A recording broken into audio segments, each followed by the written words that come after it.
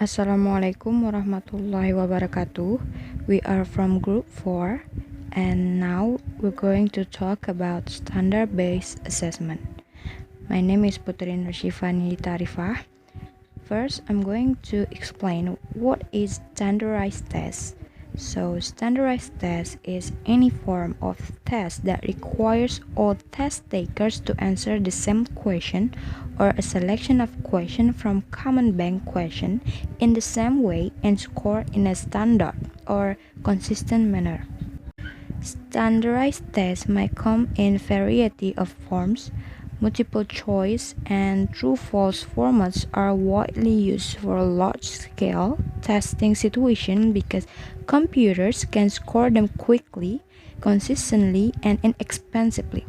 In contrast, open-ended essay questions need to be scored by humans using a common set of guidelines or rubrics to promote consistent evaluation from essay to essay. A less efficient and more time-intensive and costly option that is also considered to be more subjective. I'm going to talk about the role of standards in standardized tests. First, standardized tests become the basic. The plethora of school-administered standardized tests on clearly specified criteria within each content are being measured. And next, the constructions of such standards make possible concordance between standardized test specifications and the goals and objectives of educational programs. Educational reform goals are such as the implementation of standards or effort to improve education and raise the achievement of all students by carefully examining existing curricular goals, conducting needs assessment among students, and designing appropriate assessment of those standards. Educators have sought to pinpoint desired educational outcomes for students. Next, there are numbers of countries that use standard-based educations in their school system, such as China, Japan, and in Europe. These standards were transferring language proficiency credentials across national borders in Europe so that recognitions could be given to those who need to show language proficiency, such as immigrant workers and professionals. In the US, the standard movement has placed a strong emphasis on educational equity. Not only are standards intended to make educational expectations clear and measurable, but also sets high expectations to all students, including who are second language users. California standards sets the stone, the listening and speaking standards for English language learner or ELLs identify a student's competency to understand the English language and to produce the language orally. Students must prepare to use English effectively in social and academic settings.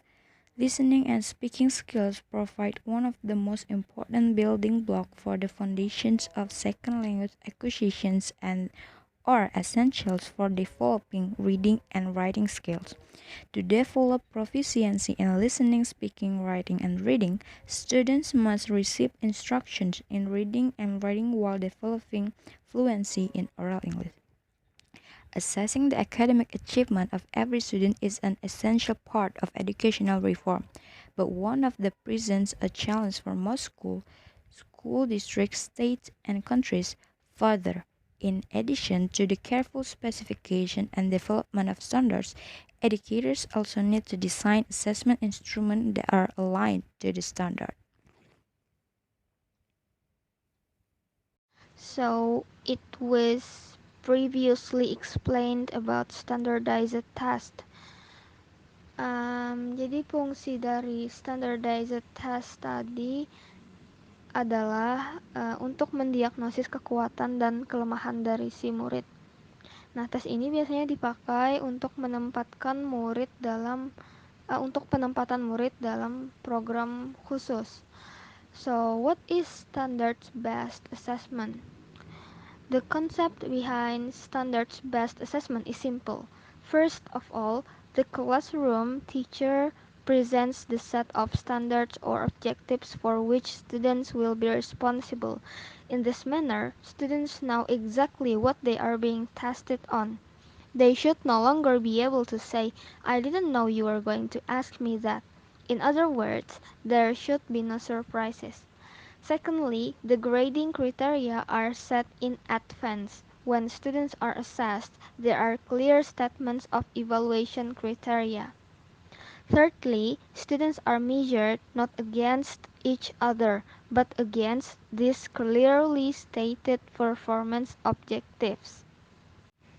And this is the California English Language Development Standards for listening and speaking. At the higher levels of community college, adult school, language schools, and workplace settings, standard-based assessment systems have also had an enormous impact, like CASES and SCANs. So CASES is a program designed to provide broadly based assessment of ESL curricula along with a set of standards across the United, United States. CASES assessment instruments are used to measure functional reading, writing, listening, and speaking skills, as well as higher order thinking skills. CASES scaled scores report learners' language ability levels in employment and adult life skills context, while the Secretary's Commission in Achieving Necessary Skills, or we can say SCANS, is a similar set of standards, outlines competencies necessary for language in the workplace. So, the competencies cover language function in terms of standards are resources, interpersonal skills, teamwork, customer service, etc., information processing, evaluating data, organizing files, systems, and technology use, also application. Well, these five competencies are acquired and maintained through training in the basic skills like reading, writing, listening, speaking, thinking skills such as reasoning and creative problem solving, and personal qualities such as self-esteem and sociability. We move to the teacher standard. The movement to create standards for teaching, since learner performance depends on quality of instruction, which depends on quality of professional development. The importance of teacher standards in three domains. First, linguistic and language development. Second, culture and the interrelationship between language and culture. Third, planning and managing instruction. There is a TESOL, or Teachers of English to Speakers of Other Languages. TESOL ini adalah pengajaran bahasa Inggris ke penutur bahasa lain, di mana TESOL ini merupakan program magister yang diajarkan selama 1 tahun full time atau 2 tahun part time. I'm sure some of you have known this. Um, so, TESOL provides professional teaching standards. However, it is complex to assess whether teachers meet the criteria or not. There are some reasons why TESOL standards are advocates performance-based assessment. First, teachers can demonstrate the standards in their teaching. Second, teaching can be assessed through what teachers do with their learners in their classroom or virtual classrooms. Third, this performance can be detailed in indicators, examples of evidence that teachers can meet a part of a standard. Fourth, the process used to assess teachers need to draw on complex evidence of performance. Fifth, Performance-based assessment of the standards is an integrated system, neither a checklist or a series of discrete assessments. Sixth, each assessment within the system has performance criteria against which the performance can be measured. Seventh, performance criteria identify to what extent the teacher meets the standard. Eighth, student learning is at the heart of the teacher's performance. Next, I'm going to explain about consequence of standard-based and standardized testing. There are several positive point and negative point. First is positive point. First one is high level of practicality and reliability. Second, provides insight into academic performance. Third, accuracy in placing a number of test takers on to a norm reference scale. And last, ongoing construct validation studies. Next is negative point. The first one is they involve a number of the test biases. Second, a small but significant number of test takers are not assessed fairly nor they are assessed accurately. The third, fostering extinct motivation. Fourth, multiple intelligence are not considered. Fifth, there is danger of test-driven learning and teaching. And last, in general, performance isn't directly assessed. Next, one of the consequences of standardized testing is test bias. Standardized tests involve a number of types of test bias in many forms, such as language, race, culture, gender, and learning style. For example, in reading passage selected from a literary piece that reflect a middle class, white, and Anglo-Saxon norm. And the second is listening stimuli, selected from lectures that can easily promote a biased sociopolitical view.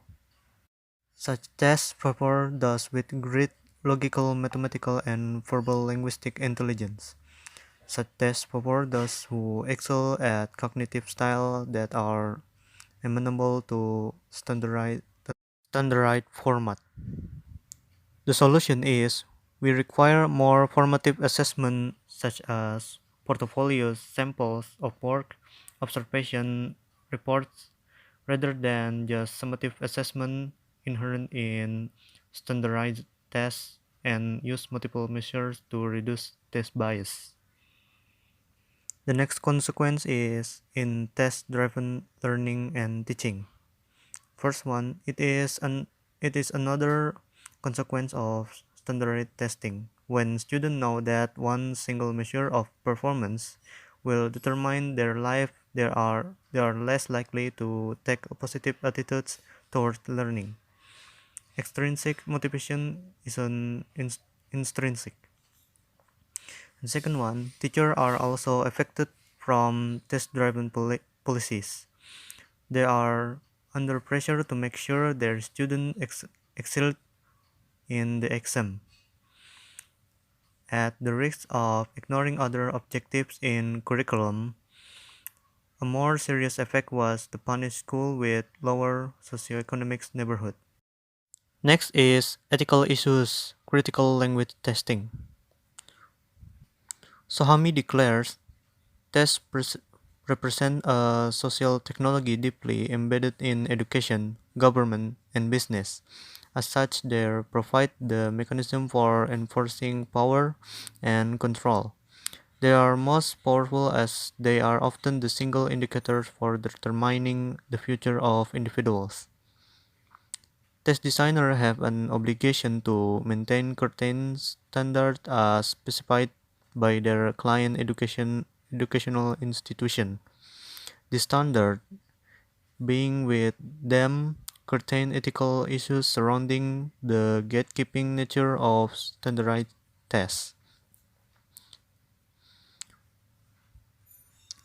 Proponent of critical approach to language testing claims that large-scale standardized testing isn't an unbiased process, but rather is the agent of cultural, social, political, educational, and ideological agendas that shape the lives of individual participants, teachers, and learners.